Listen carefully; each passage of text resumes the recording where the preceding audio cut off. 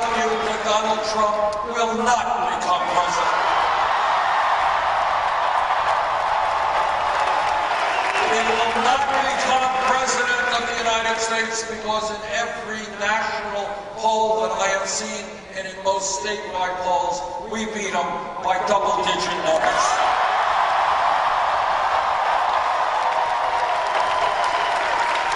And if Democrats want to have the strongest candidate against Trump, they should look at those polls because in every single one of them, we beat Trump by a large margin.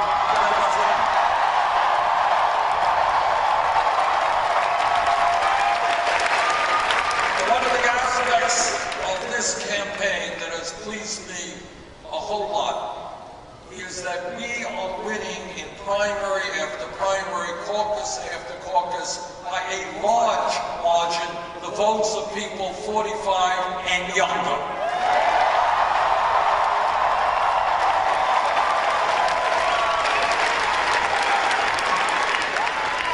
What that tells me is that our vision for the future, a vision of social, economic, racial, environmental justice is the future of America.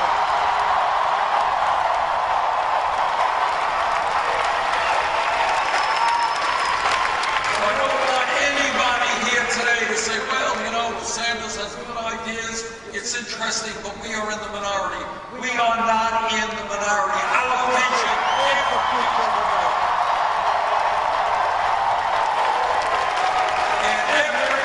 That I'm going to bring forward to you, virtually everyone has the support of a majority of the American people.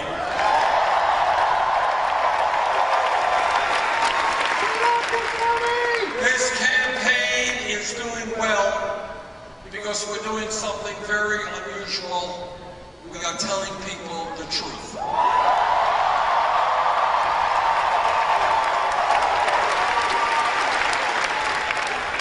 The truth is not always pleasant, whether it's in your personal lives, or my personal lives, or our political life as a nation. But what I have always believed, it is impossible to go forward unless we have the courage to confront reality, not sweep it under the rug.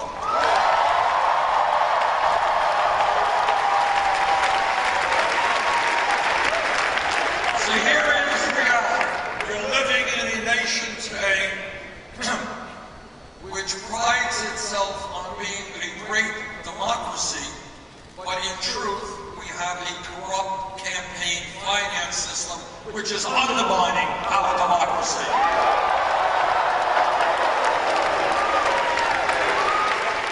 Democracy is not a complicated process. It means one person, one vote. You get a vote, you get a vote.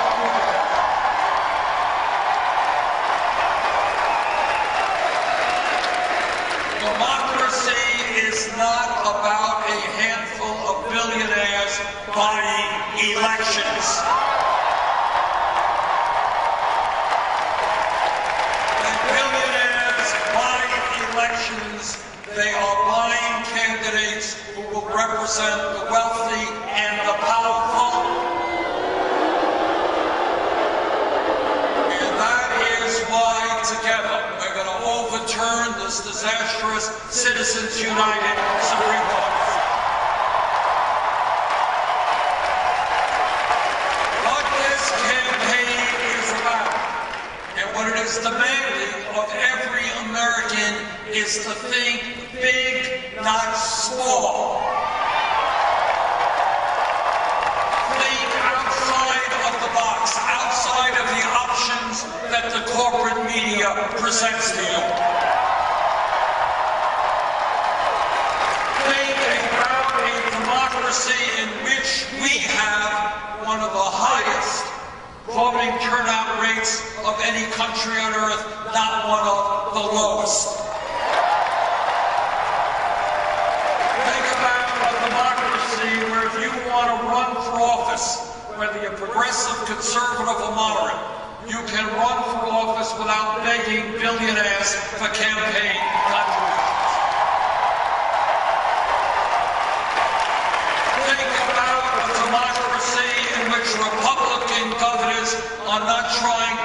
suppress the vote, not trying to make it hard for the old or the young or people of color to vote, but a democracy in which we make it easier for people to vote.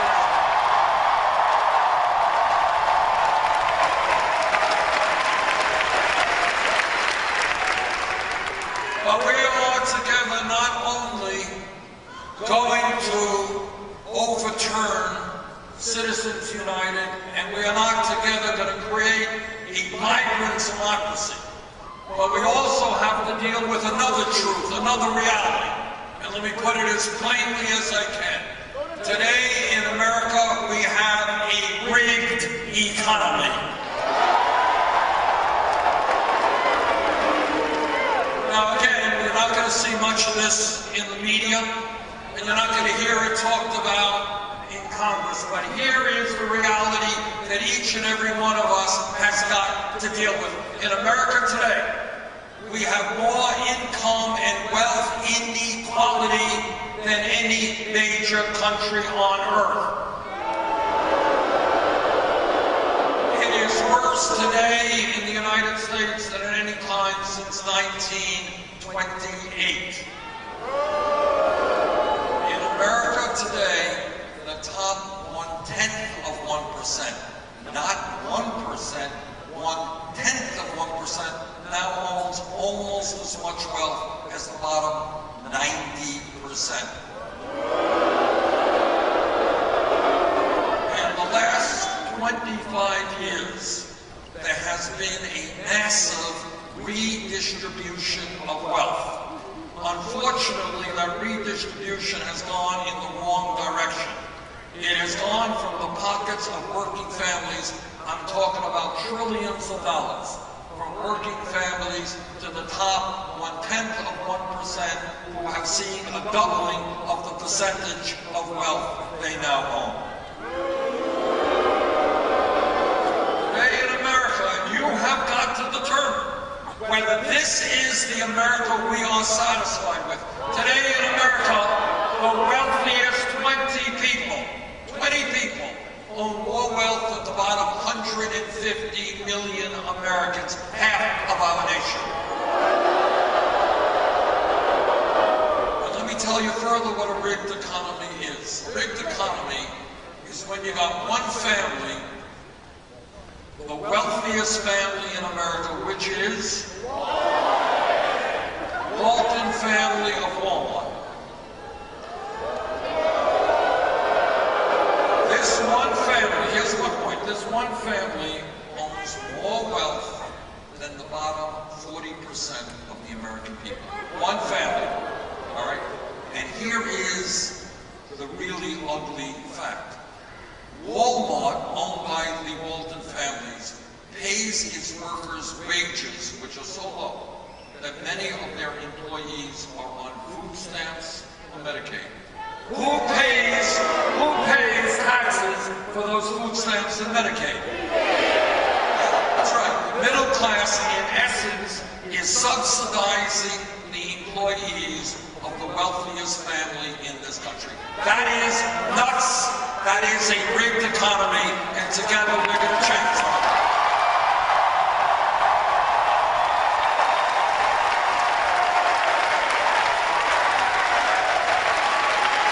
And let me say to the Walton family, you know, get off of welfare. You don't need the middle class to subsidize you. Pay your workers a living wage.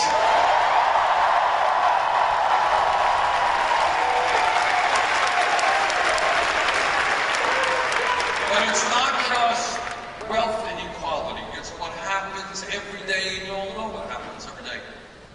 This is the richest country in the history of the world, but very few people know that because almost all new income and wealth goes to the top 1%.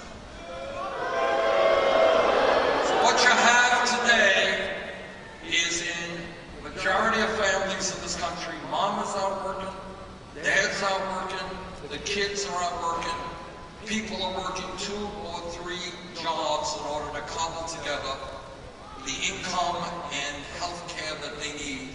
And yet at the end of all of that, 58% of all new income generated today goes to the top 1%. Together we are going to put an end to that inequality, because that inequality is immoral, it is unsustainable, and it is un-American.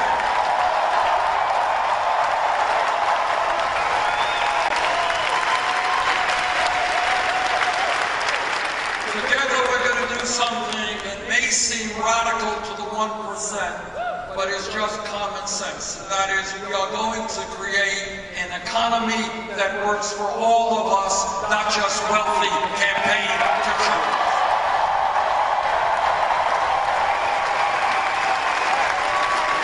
What does that mean? What does that mean? Now think outside of the box. Any psychologist here? All right. Psychologists will tell you that the most important years of human development are 0 through 4. All right? That's how we grow intellectually and how we're shaped emotionally. Look around America, look at New Jersey, look at Vermont, look all over this country. We have a child care and pre-K system which is dysfunctional. We have people working in child care who make wages lower than McDonald's workers. Who decided that for millions of children and their parents, these kids would not get the head start that they need? Who decided that there would be underpaid workers, untrained workers taking care of our kids? We need a child care and pre-K system that is worthy of the littlest Americans.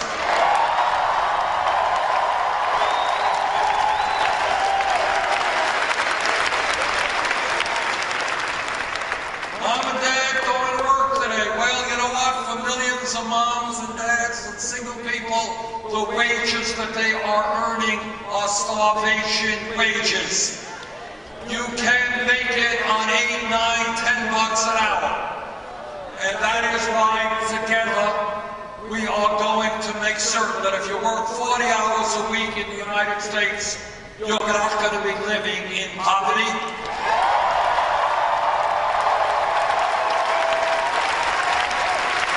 I have been on the picket lines with those workers who are fighting for $15 an hour.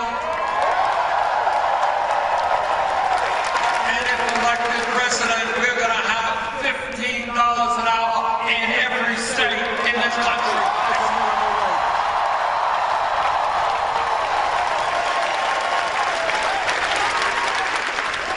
A couple of months ago, I was in Flint, Michigan, and talked to parents there whose children were poisoned by excessive lead in the water. But it is not just Flint, Michigan, it is hundreds of cities and communities, including New Jersey. Should I drink this water? Hundreds of communities where the water is unsafe, but it is not even water. I want you to again think big, think outside of the status quo. This is the wealthiest country in the history of the world. Hundreds of communities worried about the safety of the water that people are drinking. Roads and bridges are collapsing. Our wastewater plants need massive repair. We used to have the best rail system in the world. We no longer have that. We used to have cutting-edge airports, no longer the case. When we talk about the economy, please understand, real unemployment in America is not 5%. That's official unemployment. Real unemployment is double that, and in inner cities and in rural areas, it is a lot higher than that. We need to create millions of decent paying jobs, rebuilding our crumbling infrastructure.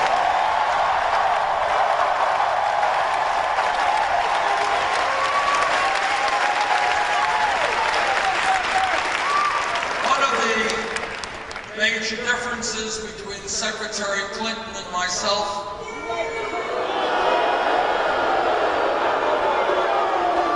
is I think we should raise that minimum wage to $15 an hour. $12 an hour is not good enough.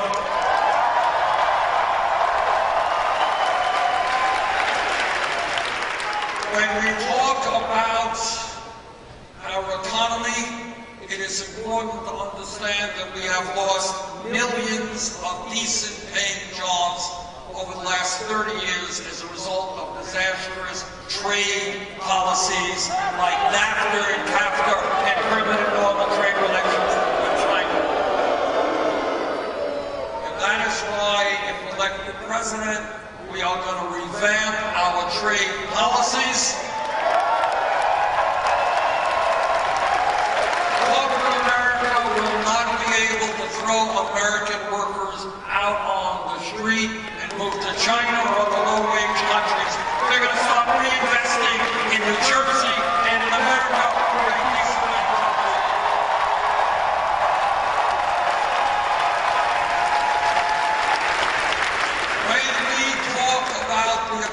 We're going to talk about and deal with an issue that almost nobody talks about. We have 47 million people in America living in poverty. That is urban poverty, that is rural poverty.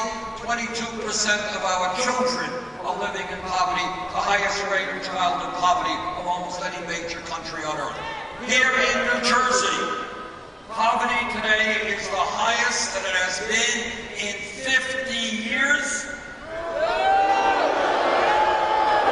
It is 40% higher than the Wall Street crash, than it was before the Wall Street crash of 2008. When we talk about reality and when we talk about why so many people in this country are angry, here in New Jersey since 2009, median income has gone down by 5%.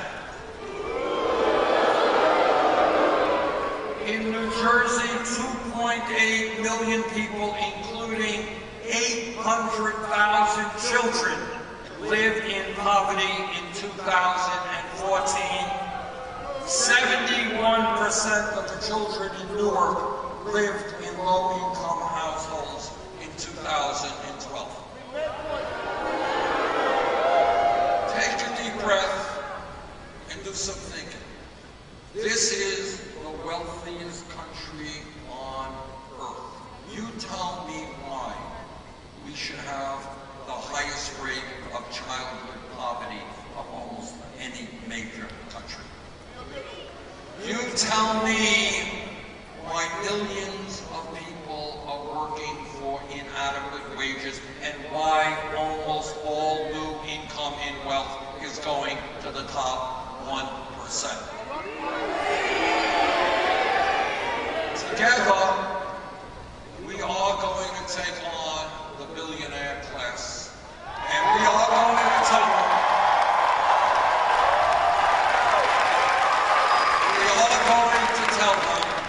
that they cannot have it all.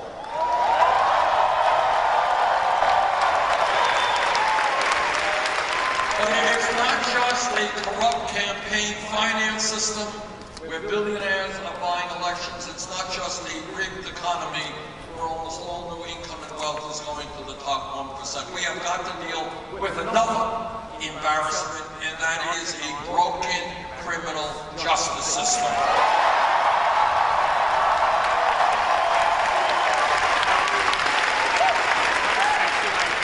Some of you may know it, some of you may not. This country today has more people in jail than any other country on earth. China, 4 times our size, a communist authoritarian country that does not tolerate dissent all that well. We have more people in jail than China. We are spending $80 billion a year to lock up 2.2 million Americans.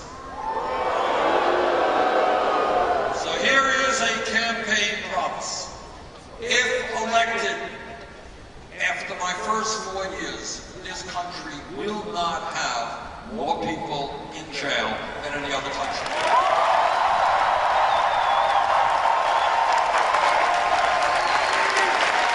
And I'll tell you what we are going to do right now. We've got to ask ourselves, why do we have so many people in jail? Well, for a start, go to inner cities throughout this country. Go to rural areas around this country. You're going to see youth unemployment of 30, 40, 50%. And when kids have no jobs, kids have no future, kids get into trouble. That is why I think we should be investing in jobs and education for our kids, not jails and incarceration.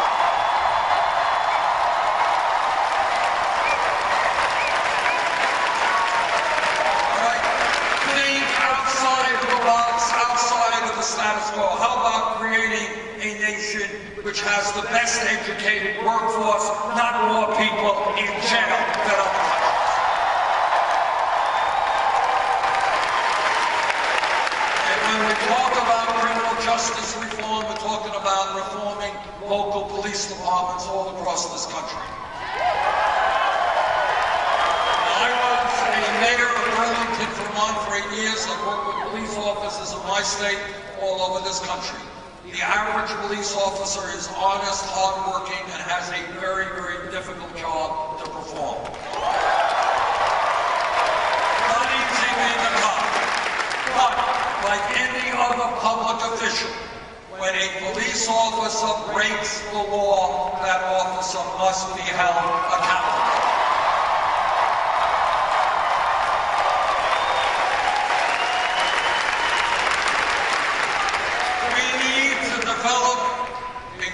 Enforcement culture which says that lethal force, killing somebody, is the last response, not the first response.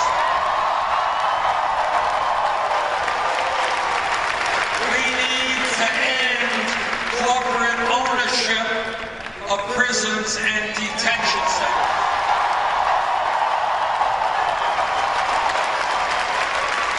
It is a perverse incentive for corporations to be making more money based on having more people in jail. Not acceptable. We have got to end the militarization of local police departments.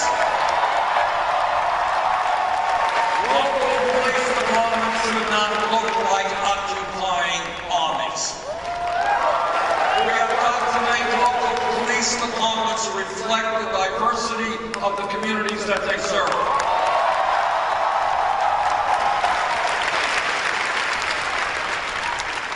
And here is a controversial perspective, but one I believe in. We have got to rethink the so-called war on drugs.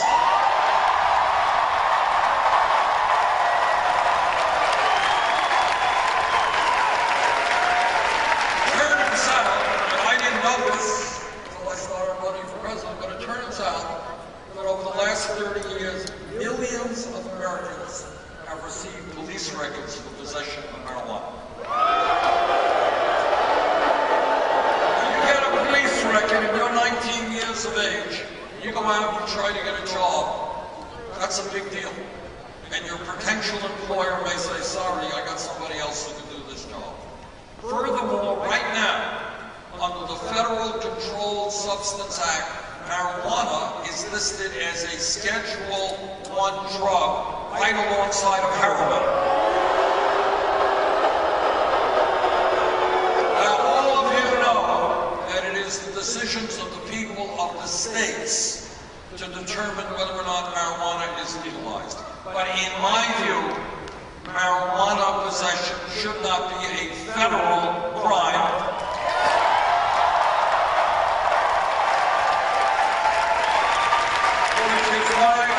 Introduce legislation to take marijuana out of the Federal Controlled Substance Act.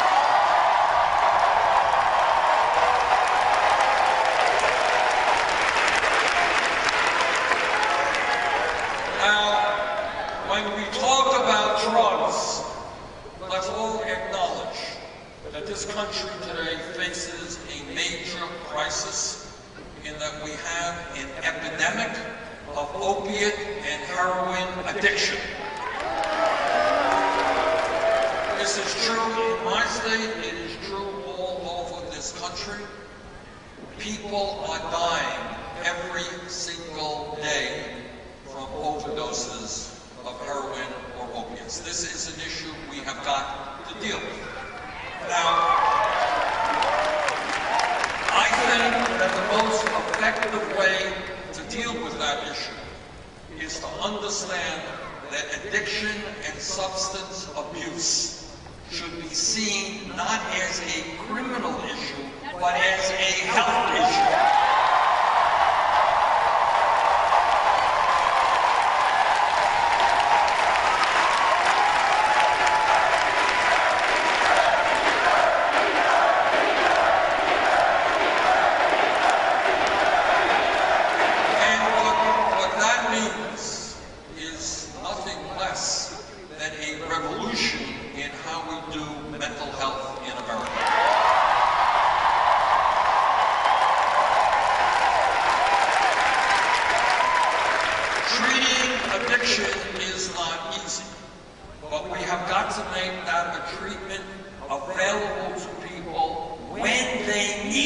Not 6 months from now.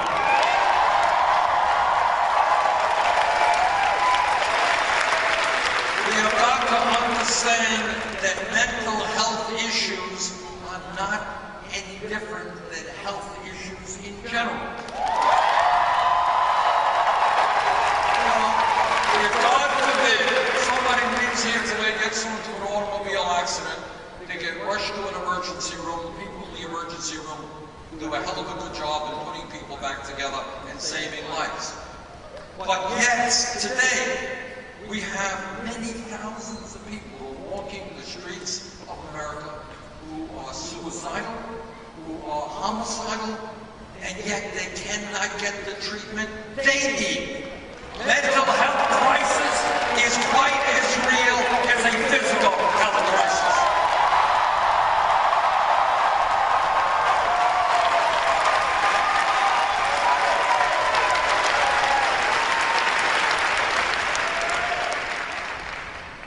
Let me, for a moment, talk about some of the differences that exist between Secretary Clinton and myself.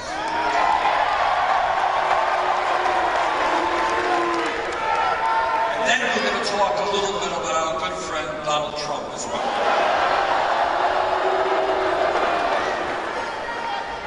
You can tell a lot, I think, about a candidate by the way he or she raises the funds they need to run for president.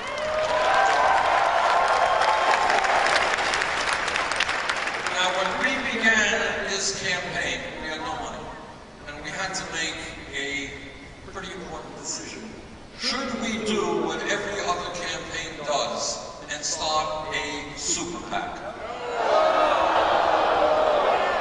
We agreed with you.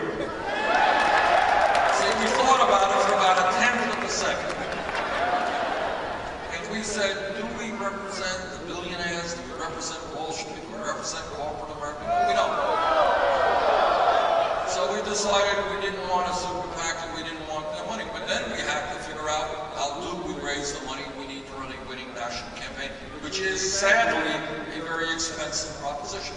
So what we did is something in this day and age very radical. What we did is said to the middle class of this country, if you want a candidate who is prepared to represent the needs of working families and the elderly and the children and the sick and the poor, who is prepared to stand up to big money interests, help us out. And what has happened in the last year has been literally unbelievable. We have, as of today, received some 7.3 million individual campaign dollars.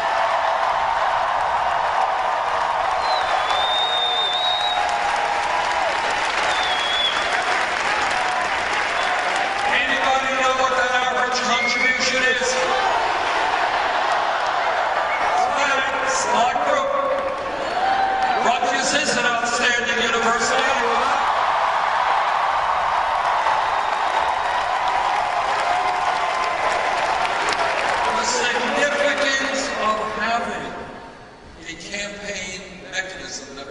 money averaging $27 is revolutionary because it says you can run a winning campaign and not be dependent on big money interest.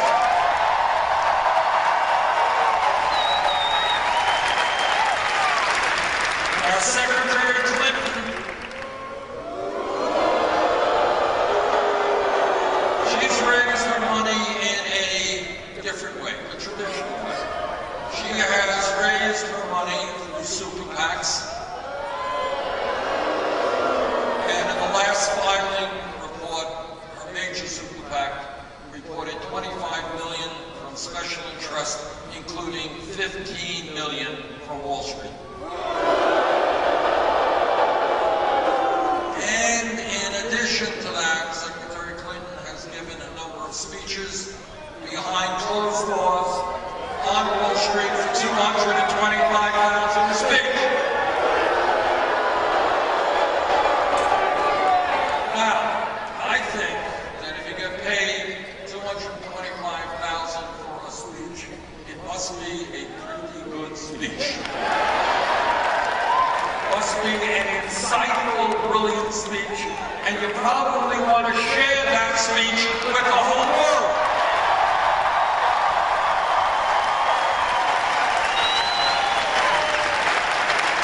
Now, Secretary Clinton has said she will release the transcripts of those speeches if other people do the same. All right. Hey, Rutgers, you ready for a special announcement? A dramatic moment in American political history.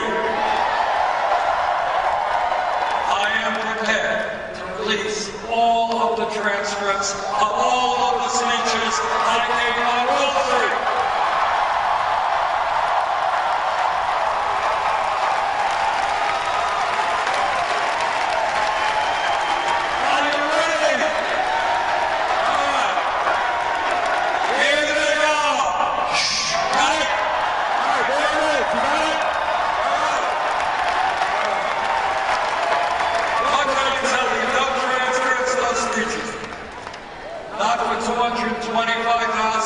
$2, but I do want to tell you, I got my cell phone on. I am waiting for that call from Wall Street.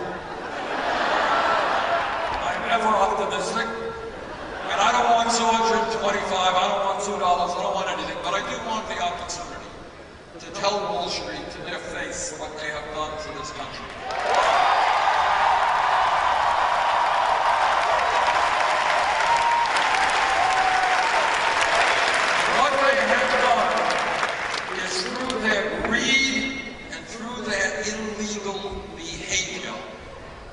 They have cost millions of Americans their jobs, their life savings, and their homes. I've been to Flint, Michigan.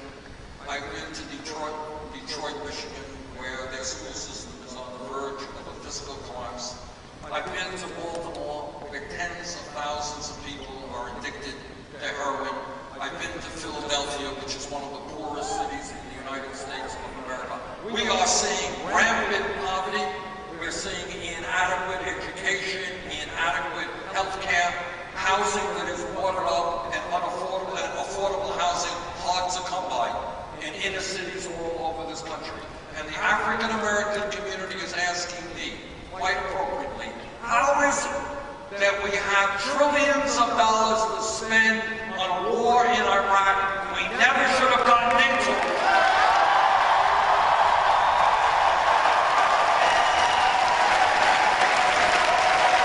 But somehow, we don't have the money to rebuild the inner cities of this country.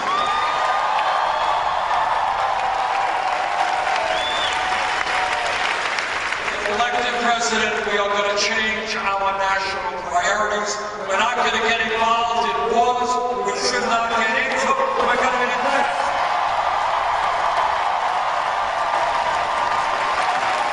We are going to invest in urban America. And I'll tell you something else. The other day, I was in a county called McDowell County, West Virginia. Anybody here from West Virginia? There you go. All right. southern part of that state. This is what I learned. If you live in McDowell County, a rural community, if you are a man, you will die, on average, 18 years younger than somebody in Fairfax, Virginia, 6 hours away. If you live in McDowell County, you will have a male life expectancy equivalent to of a man living in Guatemala. Got that? In other words, whether you're living in an inner city in urban America, whether you're living in a poor rural community, poverty is a death sentence. Together we're going to change that.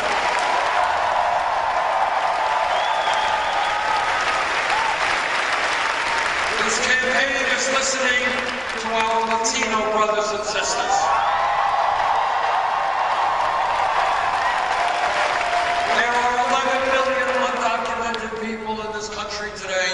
Many of them, as we speak, are being exploited because when you're undocumented, you have no legal rights. Together, we are going to pass comprehensive immigration reform and a pathway system.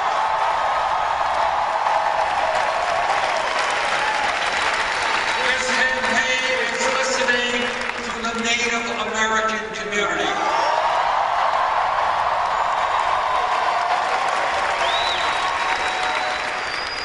A people who have been lied to and cheated even before this country became a country. We owe the Native American people a debt of gratitude that we can never ever repay. They have taught us so much, and among other things, what they taught us is the profound lesson that if we fail to learn, will be a very serious consequence, and that is that as human beings, we are part of nature. We have got to live with nature, not destroy it.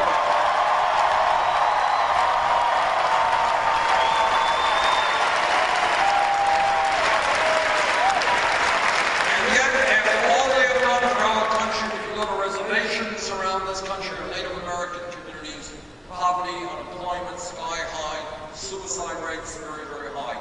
If elected president, we are going to change our relationship with the Native American people.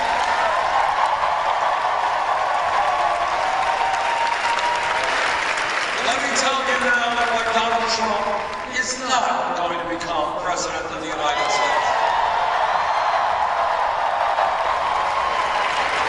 It's not just that Donald Trump wants to give away hundreds of millions of dollars in tax rates to the wealthiest few. It's not just that Donald Trump has said that he thinks a $7.25 minimum wage is just fine. We don't have to raise it. It's not just that Donald Trump has said that he thinks wages in America are too high. It is that the American people are not going to elect a president who insults Mexicans and Latinos,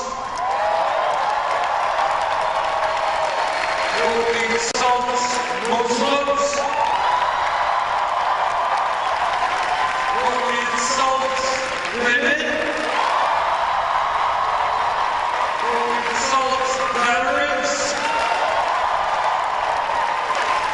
who insults African Americans.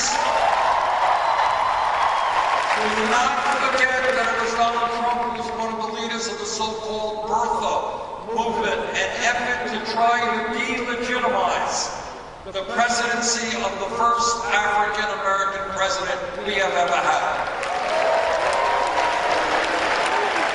Trump will not be elected president because the American people understand that we are stronger when we come together than when we are divided up.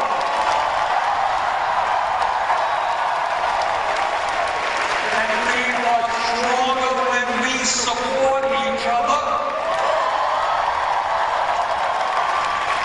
And the American people have learned the profound lesson of every major religion on earth, Christianity, Judaism, Islam, Buddhism, whatever. and that is that at the end of the day, love trumps hatred.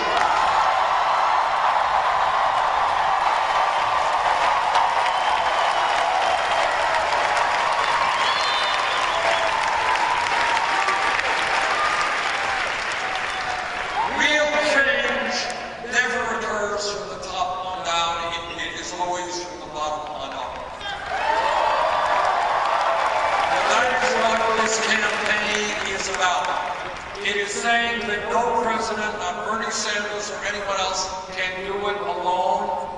We need millions of people to stand up, fight back, and demand a government which represents all of us, not just the 1%.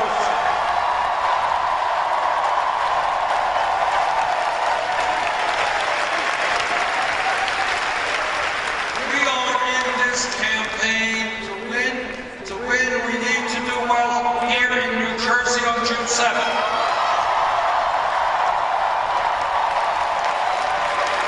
If there is a large voter turnout in the New Jersey Democratic primary,